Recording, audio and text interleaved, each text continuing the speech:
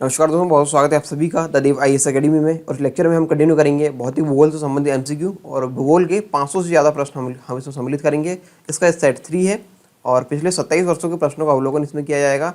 1995 से लेकर 2021 तक के प्रश्न पत्र में आए हुए प्रश्न जो कि UPSC CSE की प्रारंभिक परीक्षा में पूछे गए हैं और आगामी प्रारंभिक परीक्षा के लिए ये महत्वपूर्ण हो जाते हैं जो UPSC की CSE परीक्षा है। आप तक ये वीडियो हिंदी भाषा में लेकर आ रहा हूँ। मेरा नाम है देवरत्न के। हर सेट में हम 10 प्रश्न यहाँ पे सम्मिलित करते हैं और लास्ट में एक सेट आता है जिसमें सारे सेट के जो प्रश्न हैं उसको हम एक बार में समझा देते हैं। तो चलिए शुरू करते हैं इसको। आज का पहला प्रश्न है, निम्नलिखित जलवायु दशाओं उत्तरी गोलार्ध से संबंधित पर विचार कीजिए। 1998 में सवाल पूछा गया।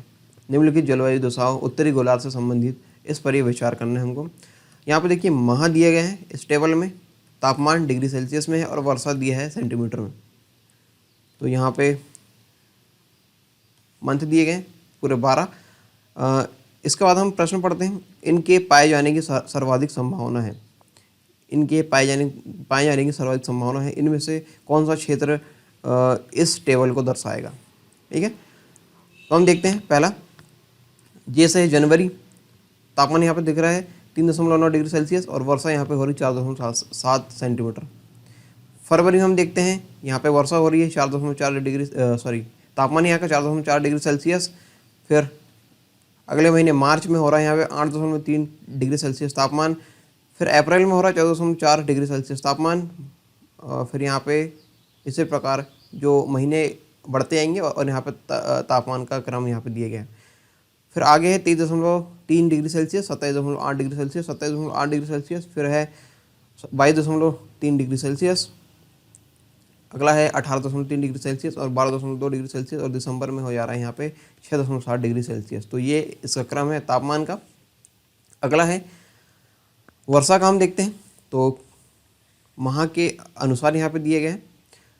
जनवरी में 4.7 सेंटीमीटर है और 5.7 सेंटीमीटर है फरवरी में। फिर इस प्रकार अगले माह में हो जाता है 8.2 centimetre, 9.2 centimetre, 9.2 centimetre, 17.7 centimetre, 14.5 centimetre, 14 centimetre, 12.7 centimetre, 7 centimetre, 5 centimetre और 3.5 सेंटीमीटर। तो यहाँ पे महीने, तापमान और वर्षा का ये चार्ट यहाँ पे दिए गए हैं। टेबल यहाँ पे दिए गए हैं। इसमें हमको देखना है कि किस क्षेत्र के पाए जाने की सर्वाधिक संभावना यहाँ पे हो रही है। चीन प्रकार के प्राकृतिक क्षेत्रों में, भूमध्य रेखा प्रकार के प्राकृतिक क्षेत्रों में, उष्ण मरुस्थल प्रकार के प्राकृतिक क्षेत्रों में या फिर मानसून प्रकार के प्राकृतिक क्षेत्रों में। तो इस टेबल के अनुसार जो क्षेत्र यहाँ पर पाया जाएगा वो है चीन प्रकार के प्राकृतिक क्षेत्रों में। आंसर इसका ए, क्योंकि अन्य जो 3 दिए गए हैं तीनों क्षेत्रों में तापमान और औसत वर्षा दोनों अधिक पाए जाते हैं। ठीक है, इससे अधिक यहाँ पे पाए जाएंगे इन 3 क्षेत्रों में, भूमध्य रेखा प्रकार के प्राकृतिक क्षेत्रों में, उष्ण मरुस्थल प्रकार के प्राकृतिक क्षेत्रों में और मानसून प्रकार के प्राकृतिक क्षेत्रों में। इसलिए आंसर हो जाएगा इसका ए। अगला सवाल है, सूची 1 को सूची 2 के साथ सम्मिलित कीजिए और सूचियों के नीचे दिए गए कूट का प्रयोग कर सही उत्तर हमको चुनना है। 1998 में सवाल पूछा गया है। यहाँ पे कूट दिए गए हैं, कूट के अनुसार हमको चुनना है। इससे पहले हम देखते हैं सूची यहाँ पे दी गई, विशेष लक्षण यहाँ पे दिए गए हैं और सूची 2 में ग्रह का नाम, विशेष लक्षण, ग्रह के विशेष लक्षण यहाँ पे दिए गए हैं और ग्रह के नाम यहाँ पे दिए गए। तो ये सवाल 1998 में पूछा गया है, तो उससे संबंधित यहाँ पे ग्रह के नाम दिए गए। देखो यहाँ पे प्लूटो भी सम्मिलित है, तो आप समझ जाइए कि ये सवाल 1998 में पूछा गया। तो उस समय ये सौरमंडल में जो हमारे ग्रहों का ग्रुप है उसका ये हिस्सा था। अभी वर्तमान में बात करें तो ये हमारे ग्रहों का हिस्सा नहीं है, इसको ग्रह की श्रेणी से हटा दिए गए। ठीक है, लेकिन हम 1998 के संदर्भ में इस प्रश्न को हल करेंगे और इससे संबंधित ही यहाँ पे इसका आंसर मिलेगा।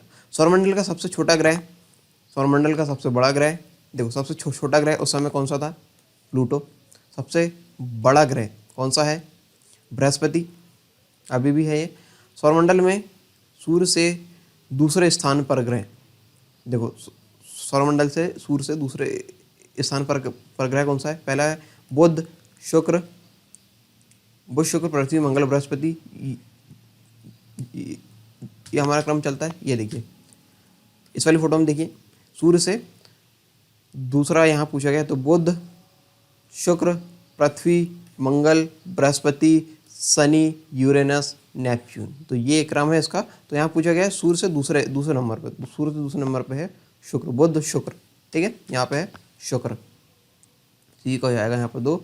और सूर्य का सबसे निकटतम ग्रह तो ये है बुध, कौन सा है, बुध। तो यहाँ पे हम देखते हैं कूट क्या बन रहा है। यहाँ पे ए का है 4, तो ए का 4 यहाँ पे कौन कौन से मिल रहा है, ए में नहीं है, बी में भी नहीं है, सी में है, डी में है, तो ए का 4 यहाँ पे मिल रहा है, तो सी और डी हम देख सकते हैं। दूसरा है बी का हो जाएगा यहाँ पे 3, बी का 3 मिल रहा है यहाँ पे डी वाले ऑप्शन में, ठीक है। और सी का है 2, तो ये भी है सी का 2, डी का है 1, तो डी का 1, ठीक है। तो यहाँ पे हो जाएगा आंसर इसका डी, कूट हो जाएगा इसका डी सही, ठीक है। सौरमंडल का सबसे छोटा ग्रह प्लूटो उस समय के अनुसार, और सौरमंडल का सबसे दीर्घतम ग्रह, सबसे बड़ा ग्रह बृहस्पति, सूर्य से दूसरे नंबर पर ग्रह शुक्र, सूर्य का नज़दीकी ग्रह है बुध, और बुध सौरमंडल का सबसे छोटा ग्रह है अभी वर्तमान में, और सौरमंडल का दूसरा सबसे बड़ा ग्रह है शनि, कौन सा है, शनि। पहला है कौन सा, बृहस्पति, आंसर हो जाएगा इसका डी। अगला सवाल हम देखते हैं। एक मिनट, सवाल पे जाने से पहले मैं आपको एक चीज़ बता दूं। यहाँ पे देखो ये आंतरिक जो ग्रह हैं वो कहलाते हैं, ये देखो बुध शुक्र पृथ्वी और मंगल, ये है आंतरिक ग्रह, और यहाँ पे बृहस्पति शनि यूरेनस और नेपच्यून, ये है बाह्य ग्रह कहलाते हैं। ये देखो यहाँ पे देखो बुध शुक्र पृथ्वी मंगल, ये है आंतरिक ग्रह, और ये 4 है बृहस्पति शनि यूरेनस और नेपच्यून, ये हो जाएंगे बाह्य ग्रह, ये है आंतरिक, ये हो जाएंगे बाह्य। ये देखो आंतरिक ग्रह है और ये बाह्य ग्रह का यहाँ पे सीक्वेंस यहाँ पे दिए गए हैं।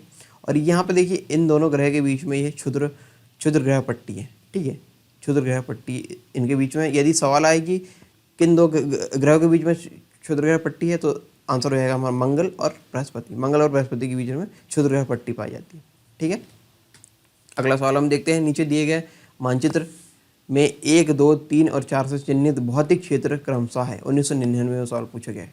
देखो 1, 2, 3 और 4, ये नक्शा यहाँ पे है लैटिन अमेरिका या फिर दक्षिण अमेरिका का, हम इसको बोल सकते हैं। यहाँ पे हमको बताना है कि कौन सा क्षेत्र यहाँ पे दिए गए जो नंबर के अनुसार, इस नंबर में कौन सा क्षेत्र यहाँ पे होगा।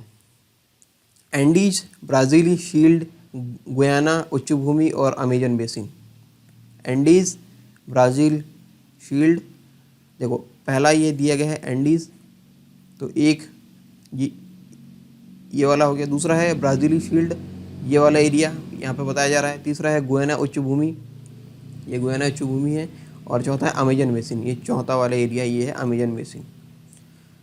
क्या ये क्रम सही है? हाँ, ये क्रम बिल्कुल सही है, ठीक है।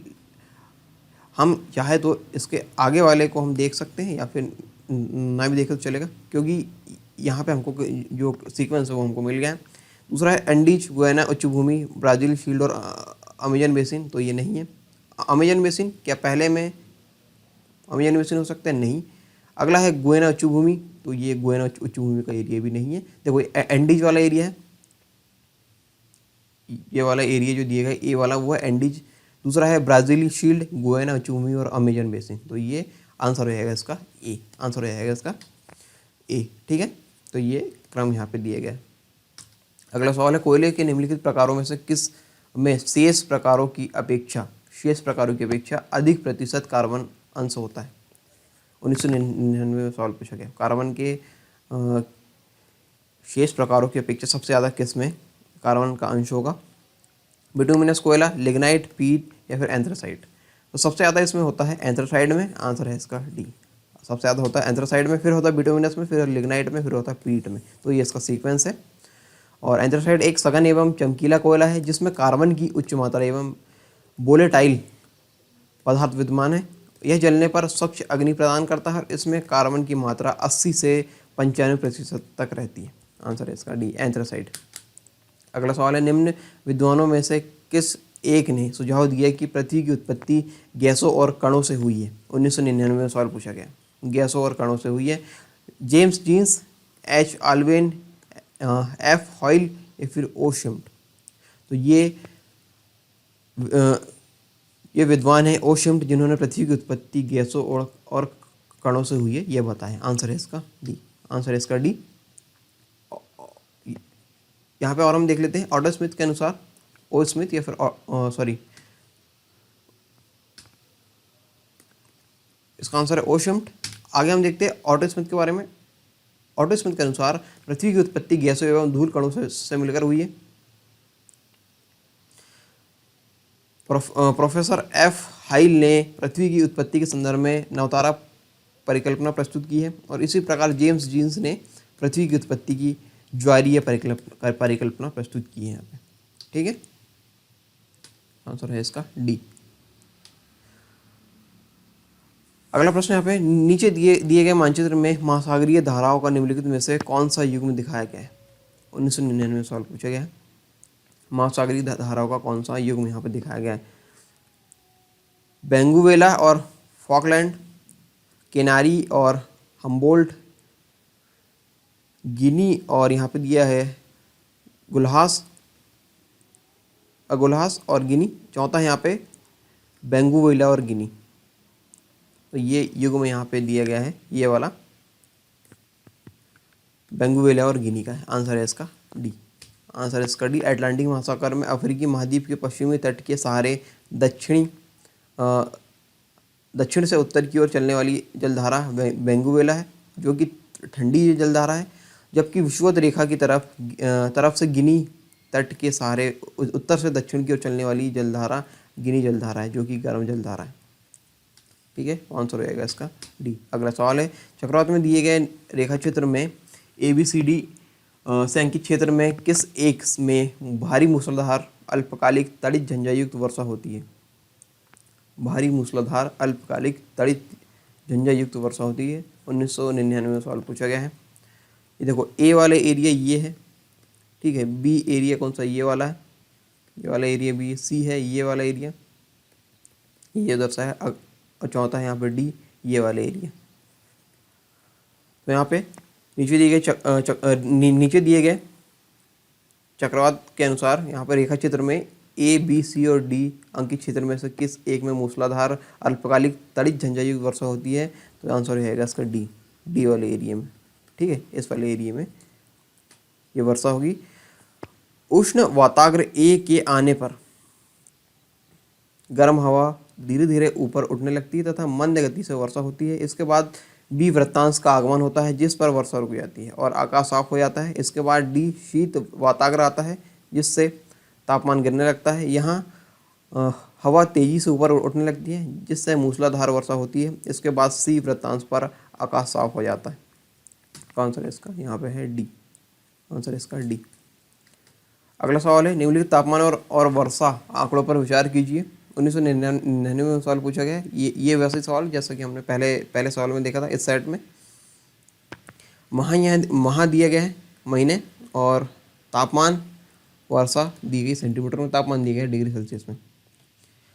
यह आंकड़े जिस जलवायु संबंधित है वह जलवायु हमको बताना है। यहाँ पे ऑप्शन देख लेते हैं, सेंट लॉरेंस प्रारूप, चीन प्रारूप, पश्चिमी यूरोपीय प्रारूप या फिर भूमध्य सागरीय प्रारूप। यहाँ पर हम देखते हैं महीने, जनवरी, फरवरी, मार्च, अप्रैल, मई, जून से लेकर दिसंबर तक है।